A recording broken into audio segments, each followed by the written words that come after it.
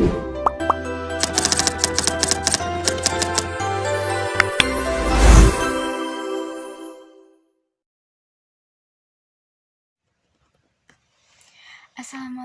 warahmatullahi wabarakatuh. Perkenalkan, nama saya Ananti Noftiani dengan NPM 5421121301, Prodi Argoteknologi semester 2, Fakultas Sains Terapan Universitas Surya Kencana. Di sini saya akan menjelaskan tentang organel yang ada pada bakteri beserta fungsinya. Bakteri adalah organisme prokariotik yang sederhana. Bakteri ini memiliki organel internal yang sangat penting untuk menjalankan fungsi-fungsinya, yaitu yang pertama adalah membran sel. Membran sel bakteri terdiri dari lapisan lipid ganda yang memisahkan sitoplasma dari lingkungan eksternal. Ini penting untuk regulasi transportasi zat-zat ke dalam dan keluar sel, serta untuk mendeteksi sinyal lingkungan. Yang kedua yaitu sitoplasma. Sitoplasma merupakan cairan dalam sel bakteri yang mengandung berbagai molekul organik, seperti enzim dan ribosom. Ini adalah tempat reaksi kimia intraseluler yang penting, termasuk metabolisme dan sintesis protein. Yang ketiga yaitu ribosom. Ribosom adalah struktur tempat terjadinya sintesis protein. Dalam bakteri, ribosom terdiri dari dua subunit yang berfungsi bersama-sama untuk menerjemahkan informasi genetik dalam mRNA menjadi rantai polipeptida. Yang keempat yaitu nukleoid. Nukleoid adalah daerah dalam sitoplasma yang mengandung DNA bakteri. DNA ini membawa informasi genetik yang diperlukan untuk pertumbuhan, perkembangan, dan fungsi sel. Yang kelima yaitu plasmid. Plasmid adalah fragmen DNA kecil yang terpisah dari kromosom utama bakteri. Plasmid dapat membawa gen-gen yang memberikan bakteri keuntungan tertentu, seperti resistensi terhadap antibiotik atau kemampuan untuk mensintesis zat-zat tertentu. Yang keenam yaitu membran plasma. Membran plasma bakteri mengelilingi sel dan berfungsi untuk melindungi sel dari lingkungan eksternal, serta memungkinkan pertukaran zat-zat dengan lingkungan luar. Yang ketujuh yaitu flagela. Beberapa bakteri memiliki flagela yang berfungsi untuk gerakan sel. Flagela ini membantu bakteri bergerak menuju atau menjauhi stimulus tertentu dalam lingkungan mereka. Baik, selanjutnya ini adalah salah satu contoh eksperimen yang telah saya buat dari agar-agar.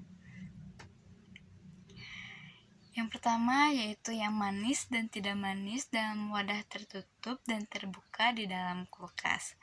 Menyimpan agar-agar di dalam lemari es atau kulkas adalah pilihan yang sangat baik.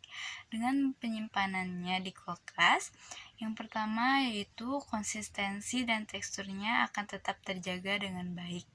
Agar-agar cenderung menjadi lebih kaku dan terstruktur ketika didinginkan, sehingga mempertahankan bentuknya dengan baik.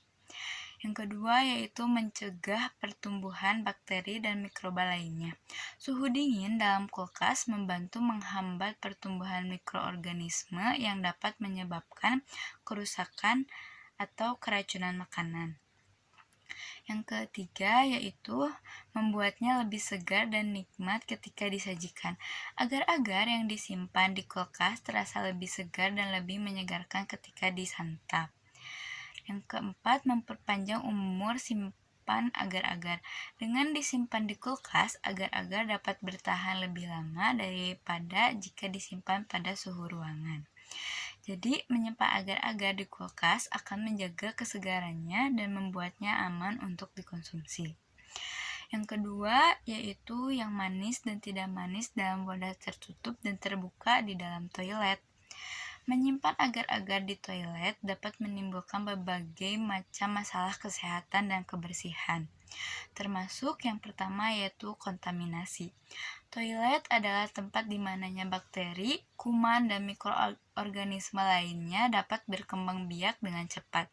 Menyimpan makanan di toilet meningkatkan risiko kontaminasi, yang dapat menyebabkan keracunan makanan. Yang kedua yaitu kondisi tidak higienis. Toilet tidak dirancang untuk menyimpan makanan. Kondisi lingkungan di toilet tidak steril dan tidak cocok untuk mencegah pertumbuhan bakteri dan mikroba lainnya pada makanan. Yang ketiga yaitu bau tidak sedap. Toilet memiliki aroma yang khas dan tidak menyenangkan.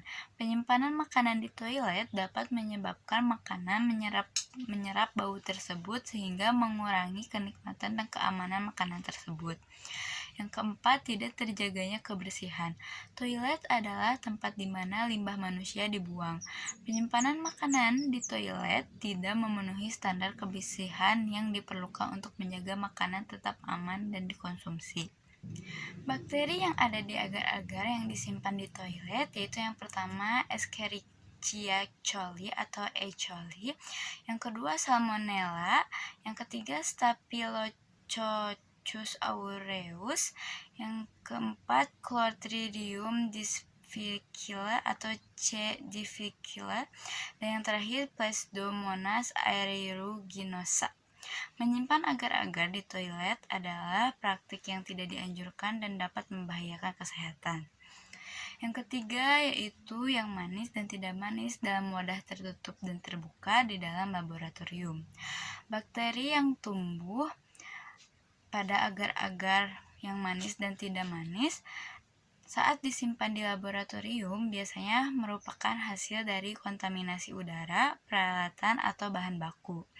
Beberapa contoh bakteri yang umum ditemukan termasuk Staphylococcus spp, Bacillus spp, dan Pseudomonas spp. Bakteri ini dapat manis atau tidak manis tergantung pada jenis dan kemampuan metabolisme mereka. Sekian dari saya, mohon maaf bila ada kesalahan kata pada pengucapan. Saya Ananti Noftiani pamit undur diri. Terima kasih sudah menonton. Assalamualaikum warahmatullahi wabarakatuh.